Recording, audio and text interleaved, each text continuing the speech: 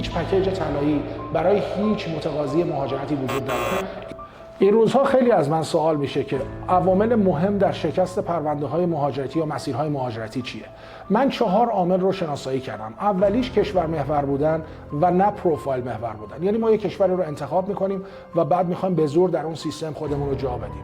دوم، نداشتن استراتژی مشخص در یک مسیر مهاجرتی. عموما ما باید راهکارهایی رو در مسیرهای مهاجرتیمون داشته باشیم که بتونیم اون راهکارها رو در زمانی که به بنبست خوردیم ازشون استفاده بکنیم.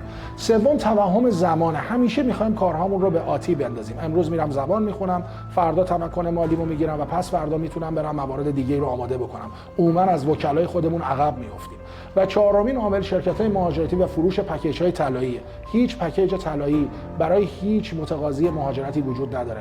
این شما هستید که باید پروفایل بسازید و ببینید که آیا پروفایلتون متناسب با اون کشور مقصدتون هست یا خیر.